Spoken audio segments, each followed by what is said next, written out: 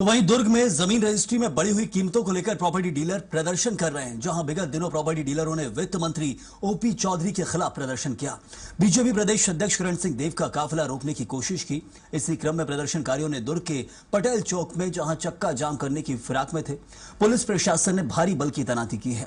ज्ञापन लेने पहुंचे अपर कलेक्टर के ऊपर पानी का पाउच फेंक दिया गया। प्रदर्शनकारियों की ओर से पुलिस पर काला झंडा और पानी की बोतलें फेंकी गईं, जिससे प्रदर्शनकारियों पर पुलिस ने ताबड़तोड़ लाठीचार्ज भी किया।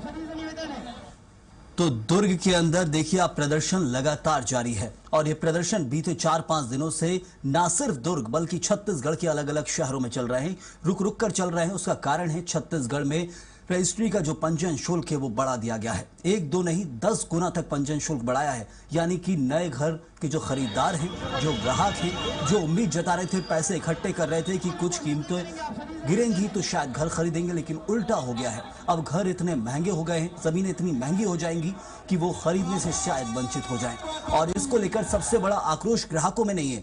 जो खरीदार हैं वो एक बार अपने जमीन में खरीदते हैं, लेकिन जो प्रॉपर्टी डीलर्स हैं वो इस वक्त परेशान हैं। और चलिए इसी को लेकर जानकारी भी देंगे। मनोज देवांगन हमारे सहयोगी हमारे साथ हैं। मनोज, प्रदर्शन देखने को मिल रहा था, दर्शक भी हमारे लगातार देख रहे हैं कि ना सिर्फ दुर्ग बल्कि छत्तीसगढ़ के अलग अलग जिलों में प्रदर्शन चल रहा है। क्या प्रशासन कह रहा है इस प्रदर्शन को लेकर? कभी सुनवाई की जा रही है कि नहीं?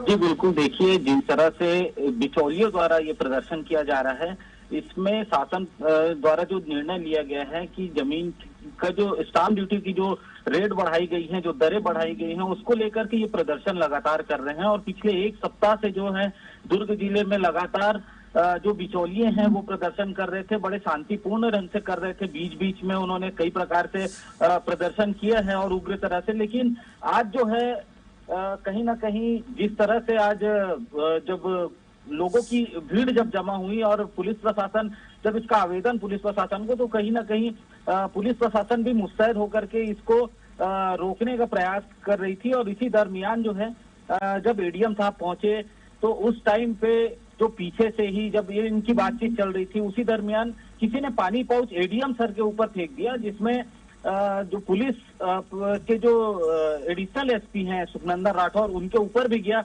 उसके बाद जो है कहीं ना कहीं पुलिस जो है इस तरह की जो कृत्य है उसको न बर्दाश्त करते हुए फिर लाठीचार्ज किया और लगातार इस तरह से ताबड़तोड़ लाठीचार्ज हुआ, जिसमें बहुत से लोग 20 से 25 लोग जो हैं वो घायल हो गए।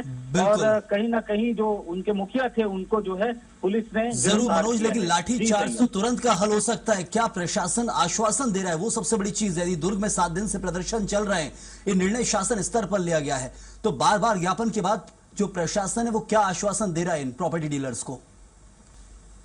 लगातार इनके द्वारा जो प्रदर्शन किया जा रहा है, शासन ने जो दर तय की है और शासन ने कहीं ना कहीं किसान हितैषी जो है ये निर्णय लिया है, लेकिन बिचौलियों का इसमें जो है कमीशन और कहीं ना कहीं उनकी एक रोजी रोटी पे आफत आ गई है, जिसको लेकर के ये लगातार मतलब पैनिक है और पीड़ित है और ये लगातार प्रदर्शन कर रहे हैं। ये लगातार प्रशासन को ज्ञापन सौंप रहे हैं, कभी कलेक्टर के नाम से ज्ञापन सौंप रहे हैं, कभी वित्त मंत्री के नाम से, और उनके खिलाफ भी ये प्रदर्शन कर रहे हैं। और माननीय मुख्यमंत्री और प्रधानमंत्री को भी इन्होंने ज्ञापन लिख के दे चुका है। लेकिन इसके बाद भी शासन के द्वारा जो है यही कहा जा रहा है कि हमारी जो नीति है, हमने किसान के बिल्कुल मनोज, तो ऐसे प्रदर्शन जो देखने मिल रहा है उसकी तस्वीरें तो दर्शक देख ही रहे हैं, लेकिन सबसे बड़ी चीज है प्रदर्शन का असर क्या होगा। बहुत शुक्रिया आपका इस जानकारी के लिए। लेकिन ये प्रदर्शन लगातार चल रहे हैं,